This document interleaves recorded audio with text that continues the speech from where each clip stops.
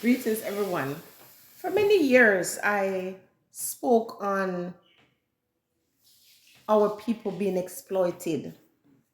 It took me a long time to realize that you can only be exploited if you are an active participant. I'm not walking around here feeling sorry for anybody, especially when it comes to the idea that they're being exploited. You have to participate. I've always said in order for someone to enter your space and to do you harm, you have to open the door. Okay. And so a lot of the persons that we want to victimize, they're not victims. They are actively participating in their own demise. Okay. Now, in this video, I want to talk about Jamaica and talk about the way in which the Jamaica, and I say the Jamaica, is being represented overseas. For the most part, you hear about crime and violence if you watch the news, or if you listen to people who are not from the island, or those who are also from the island. In fact, you can depend on the people who are from the island to speak the most negative or negatively about the place. But it's a strategy to prevent those who actually love Jamaica from going there or from seeing it as a place that they can grow wealth or, escape that drudgery of living in parts of the world where they're not truly happy. So every day we hear about how terrible it is, how high the cost of living is in Jamaica, and how the average person wants to run away to live in some other place we refer to as paradise. When Jamaica is the real paradise, it still is to this day. It's still a beautiful island. And there are times when I've gotten caught up myself because when you see the negativity all the time, it's difficult to kind of erase that from your mind. But if you want to know the beauty of Jamaica, take a look at the people who are actually wealthy. There are a lot of foreigners that live in Jamaica that makes it their home. They're building their business and their wealth, and our people are is presented with a certain image overseas. Some of the platforms where you see Jamaicans are on, one of the reasons why they're behaving so horribly, that image is pushed forward to turn off the average person who comes from Jamaica to say, oh, look at the Jamaicans, they're horrible. You don't want to go there. And while you're having that picture, while that is being promoted on social media, that the people are horrible and the place is poor, wealth is increasing. People are coming from all over the world and gaining riches right there in Jamaica. And one of the places you can see that is on social media, you have these foreigners who recognize the value, because oftentimes we don't value the thing that we have, the thing that we own, we don't value it. We always want the other person's stuff. So have these foreigners go to Jamaica and they realize that Rastafarian imagery is very powerful.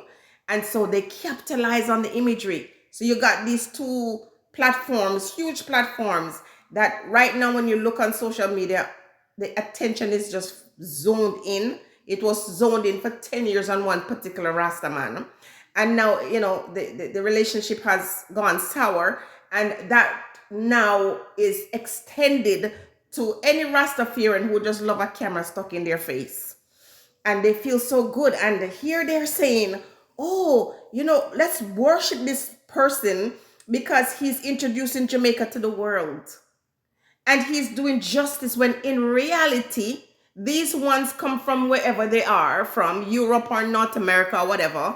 And they're poor, and they see an opportunity to bring what Jamaica has to offer to the world in its beauty and the imagery and the people and the culture. And the people are so dumb that they're saying that person who is using his camera to capture the Rastafarians' lifestyle and their stories and their secret and their sacred places is actually doing good for the Rasta, when in reality, it's the Rastafarians that are doing good for this person. right?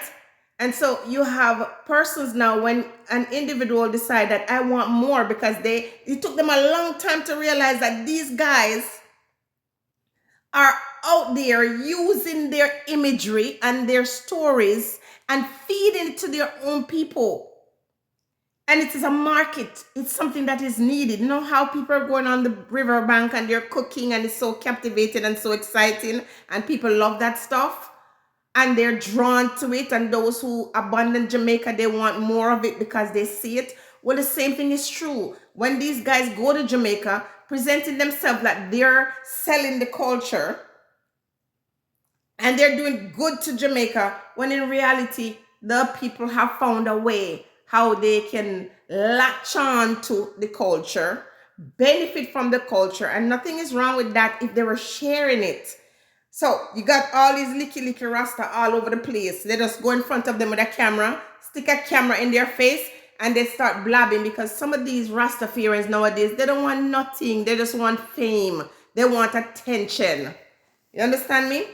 And while they're getting the fame and the attention, and not even fame, while they're getting a little bit of attention, somebody else is growing their wealth, somebody else is increasing, but they don't want anything. Now, what I want to address in here, I want to say, Chucky decided that he no longer wanted to work with Simon, and Simon might have offered him friendship or some type of relationship in a little while, and he chose to say, well, I'm going to sever those ties right now. And boy, Simon is not coming out and say terrible things about Chucky.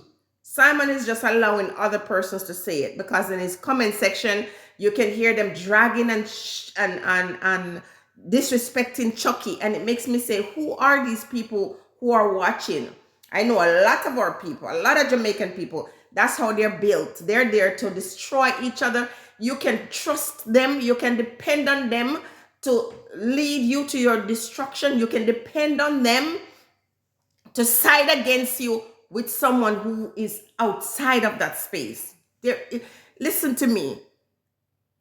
In Africa, when the people were captured, they were only captured because of our own people helping them to do that. Every powerful revolutionary person was infiltrated with their own. So Chucky decided he doesn't want to work with Simon anymore. And Simon comes out and tells the story. And Simon, what you did, Simon, is put his own daughter to speak against him. So no one can say that you disrespected the man. You used his daughter, because guess what, Simon? You're smart enough to know that our people can be depended on to carry out the message, to run forward. They are the ones who, sound the alarm. See, the abeng used to be something that they used to sound to warn and instruct each other. But it's not like that anymore. People now understand that all they have to do is use our people to go out using their mouths to destroy one another. Chucky decides that he wants to align himself with a female, and he no longer wants to work with Simon. And I have clearly heard Simon say in that video where he said his channel was shut down, there was no money being made on Chucky's platform, and he said he could no longer do it because it's not feasible. It wasn't something that was going to help him financially, so he wouldn't be able to continue. So where in that statement does it come across that Simon is here to build Chucky? He says, if I'm not getting paid to do this, I can't continue. And for the people who are going to come here and say, how can he fly from Europe to come to Jamaica to make videos without making money? I'm not saying that, I'm just repeating what he said. And yet we still see people in the comment section making it seem like Simon is in Jamaica to build Chucky, and that Chucky is a bad person to say, I want to change course. When these individuals find out that the direction is changing, they find another way. It's not about the person that they're working with. It's about the opportunity that presents itself to work with those persons. Foreigners know every crook, every corner, every crevice of Jamaica.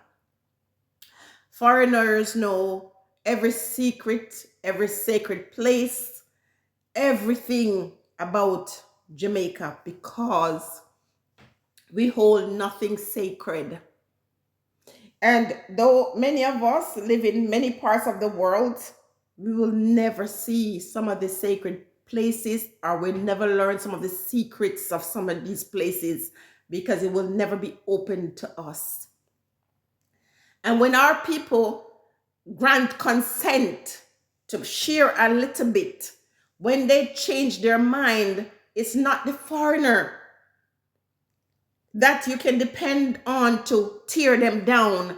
It's their own people. But when you read the comment, you know, some of these people that are making these comments never ever liked someone like Chucky.